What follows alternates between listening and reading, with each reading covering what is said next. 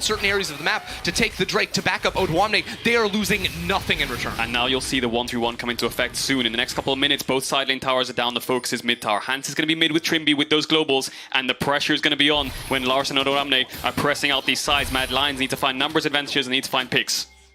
Maybe the collapse coming in, but Inspired is here first. Kaiser and Elio on the way. They have the man advantage, but is it going to be enough?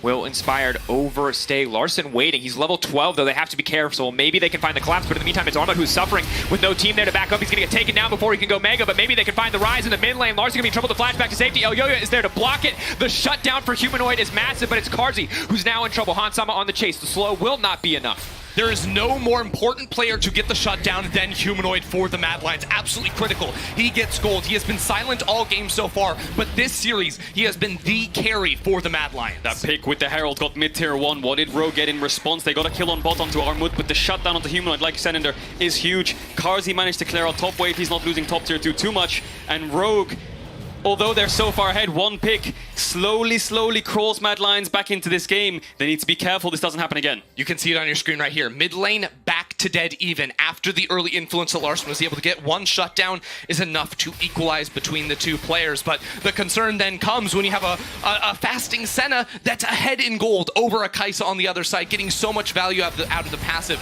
as well. Quickly checking in on that, 67 souls already for Hansama, continuing to stack up range, and this is the threat. How do Mad Lions reach that backline? They have tools to dive on in, but eventually it becomes too much to get past when there's a Tom Kench also to support. Yeah, and I think in the next few minutes you'll start to see the play styles of both compositions. Rogue in the 1-3-1 now will push out sides and collapse towards mid to try and take the tier 1, whereas Mad Lions want to try and find picks before they can get this kind of setup. The Drake's up in 1 minute 50 seconds. There could be a team fight around there, but that's the core concept for both these teams in the next couple of minutes. And we've seen Mad Lions earlier in this series be able to find fights with a numbers advantage, even against some globals and tools that they have. Inspired chasing down Elyoya. Good damage now for the follow-up. He's going to be forced to ult out. If he's not careful, he's taking so much back. He's forced to ult away. He gets the heal out from Karzi as well. Positive trait for Rogue, but they cannot find the kill. Yeah, this is the difficulty, though, for Mad. They're just going to be run down in the deep vision inside their jungle. Brutal.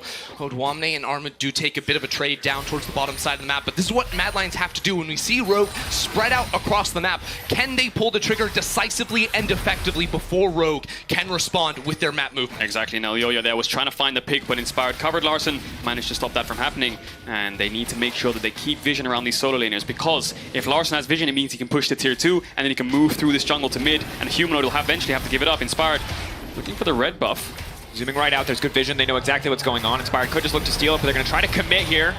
Does this mean that Karzi will pick it up? Good news for Karzi overall. Elyoya would have preferred to have the experience, but good to give it to the Kaisa. Yeah, 40 seconds on Dragon. Larsen probably going to push out top, maybe the next wave as well. He has the TP to join the fight, but you can see Rogue just pressuring his top side of the map, making sure Larsen can't get caught out, and they can scale, look to start objectives whenever they want, and keep these lanes pushed in. But Mad Lions, they have a lot of wave clear. Humanoid can keep this tower alive for a long time until Rogue commit numbers. And it feels like both teams, again, are playing very cautiously in this best of 5. Rogue know they have the big lead, but they also know that that has not mattered in the series. The early game leads are not what wins you the game ultimately.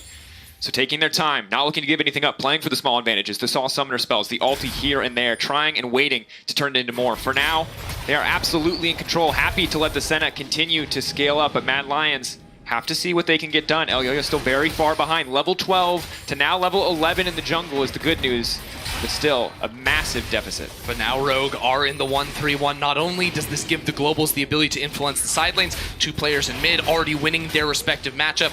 You get priority over river, you get the ability to walk into jungle, and also having Senna in mid next to the jungle camps, Raptors and Wolves. She can always be there when Inspired is clearing those away. Just continue to just super farm those souls. Yeah, and Mad Lions need to keep this mid tier 1 up. If that falls, it makes it a disaster to hold these tier 2s, because Rogue will have so much map control. They've done pretty well in the last couple of minutes to keep the game weathered. You know, the lead hasn't grown for Rogue. They're still around a 3,500 lead for Rogue in the gold. And yes, they have 2 dragons, but they still have around 10 minutes to work with before that soul spawns. So tough, though, because now, with the fully stacked Seraphs coming in for Larsen, extra mana, extra damage, he is going to be a lethal threat. Mad really need to find that one target, pick them off, and shut them down. And Hansama too, as you mentioned already, getting so many skulls, scaling up. You can see how he was the support early game, but now he is very powerful in these exchanges. And Inspired moving in. He's just going to force out the quick stopwatch, but he can just go right back in for the stun.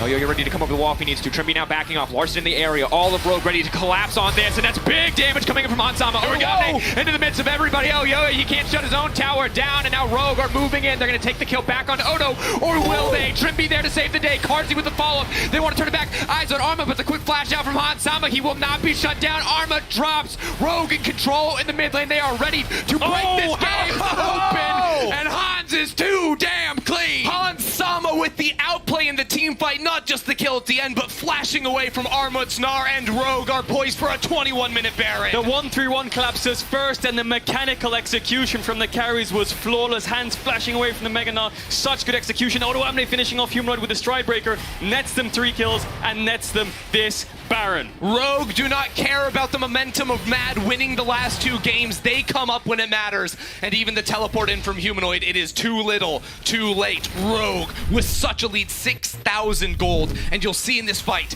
just how Rogue started it off. Yeah, Humanoid using the stopwatch to avoid the stun, but then Inspired can stick around and he flashes away. Okay, but look at the 1-3-1. Larsen's already here, Odoamne's already here. Carzy's on the way as well, but Armut's nowhere to be found. He has to TP in, and they're already chunked out. Humanoid gets stunned into Stride Breaker, and he falls, but look at Hans. The mechanics in this fight were perfect. Odoamne gets eaten up by Trimby and gets saved. Carzy manages to find him, but then Hansama with the action flashes away from the ult, and then manages to find Elyoya and Armut as well through the tower. Yes, how does he, yeah, right through there. Kaiser almost gets caught out mid. Kaiser's just so squishy.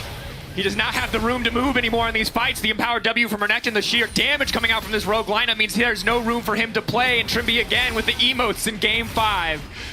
The Pride Alliance can do nothing but run away. Rogue have everything they need now. Just running down Mad Lanes, getting the Baron before they get the first turret in the middle lane. It just simply does not matter. They are so strong at this point in the game, riding their early game success and being so decisive when it comes to the team fights. Rogue have the Baron. They're setting up around mid. Mad Lions could look for an engage if they want to, so Rogue deciding to back off. Rogue know this is match point. They know they don't want to make a mistake, because if they win this game, they're lifting the trophy, and they're ahead. There's a TP coming into Larson. Inspired moving in. Humanoid, he's got no flash. He's got no way out. Oh, you're running for the hills, but it's Carzy who will get taken down. The dash in. Odoamne here to finish the job, but no, they managed to live. They managed to pull back. The interrupt, the gravity field is clutch. Hansama now could be in trouble to pull back away from Rogue. It is good news for Mad. They have held on. It's an overforce from Rogue and a great response by Mad Lions. Humanoid kiting back, stunning up 2 with the gravity field and playing off of those zones of control. Odoamne did not have the support due to that CC, and the Baron is outlasted. Yeah, just as I say, Rogue's playing it smart. They overextend for a fight. Mad Lions find a kill, and that's what Mad Lions need. When you're behind against the 1-3-1, you need to pick people off to regain control of the map. Right now, Rogue have lost most of the control, but they still have very deep vision on the bot side jungle. And as we watch this again, it was a bit of a confusing TP. I think they wanted to sandwich them into their own jungle, but Larson, as soon as he drops a TP, he has to flash out. Yeah, he's in a whole lot of trouble. You can see Armut underneath this fight as well, so Larson's like, I have to get out of here, just barely misses the Everfrost, and then Odo thinks he can dive in, but he's instantly CC'd. Very hard to finish off that kill on Carzy. Look at the top of the fight, the double CC of the gravity field. That's exactly what I'm talking about. The zone control in the jungle from Humanoid kept Mad Lions away from the rest of Rogue. Yeah, if Odoamne got that Q off on Renekton with the Fury, he would have finished off Carzy and healed up, but the chain CC took him down. But Rogue still have a little bit of Baron to work with. Humanoid's chunked out. They're on this mid lane. They're not going 1-3-1, they're going 1-4. Larson's right behind them. Mad Lions. Humanoid alive for now. Not quite enough damage at this point in the game. Souls continuing to stack for Hansama. Rogue just continue to get stronger. The Rise scaling up as well, but for now, Mad are holding on. It is almost a 7,000 gold deficit 24 minutes into the game. But Mad are not going out quietly. Hansama taking souls left and right, though, does mean that he is going to be unstoppable in the late game fights. We have seen single team fights decided by a small mistake, a small outplay all day long. Humanoid often taking the fall for Mad Lions in the first 2 games of the series. Now, with their backs against the wall, he must be the player to step up if Mad Lions are to hold on. Rogue can't overcommit. Freddy sweating backstage. He's worked hard for this too. Coaching staff behind Rogue, knowing that everything relies on this. A clean roam warp out into the 3rd dragon. Rogue are playing it by the book. The coaching staff can be proud, but Mad Lions are going to do what they can to disrupt that as Rogue pull back. They definitely pull back 2 towers almost. They almost got the bot tower. They get the Drake. They're on Mountain Soul Point again. I don't know how many times I've said Rogues on Dragon Soul Point, but again, they are on it. 5 minutes until that Mountain Soul. And just how good is Rogue playing despite losing the last 2 games? The mental fortitude to just pick such an early game aggressive comp and execute on it despite losing the last 2 games. It's just flawless and exceptional to see. And Staff of the Split starting to feel more and more worth it. How many teams would have broken down in this high-pressure moment? How many rookies would have broken down? But still, this is one of Trimby's best games of the series. A man who's playing out of his mind in this one, and certainly going to be a hard one to shut down. All of Rogue continuing to build this advantage, continuing to push forward. For now, it's holding at about 7,000. It's only going to get worse, though, if Mountain Soul does manage to come through for Mad. It's the same story that has been since they fell behind in the early game. Find picks, find openings, find windows of opportunities, because a 5v5 fight, you're not going to get. Yeah, you can see Mad Lions just grouping up on a pink. They're trying to find a pick. Kaiser was hovering towards the top side, but the wave was pushed in too deep. He knew no one would catch it. And they have to play the waiting game. They have to wait for Rogue to overstep, make a mistake, punish it, and that's when they can regain control. Because if they even leave their base right now, it's going to be really difficult if Rogue find an engage. But Rogue have everything with these globals. The gravitational pull of the Baron buff in a minute will draw Mad Lions in there. And you can see Odwamne already walking through enemy territory. Rogue can play the waiting game. They can walk up mid. They have Realm Warp to reposition and buy themselves time and space, forcing Mad Lions out of their own jungle. And it's completely up to them to not let Mad Lions have a chance into the pit.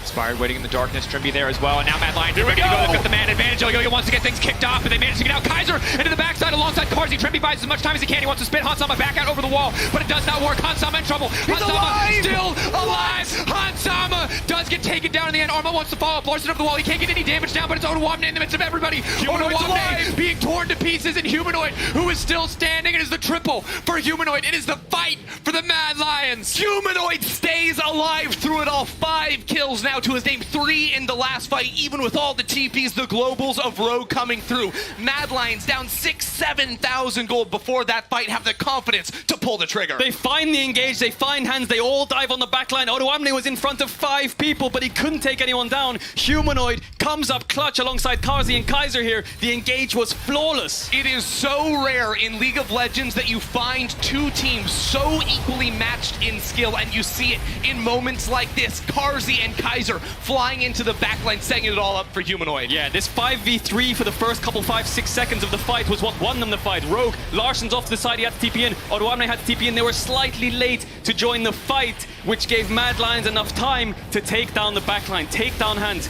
take down Trimby, take 3 kills onto your main carry in this game, Humanoid. And that just goes to show, gold is one resource, but time is another.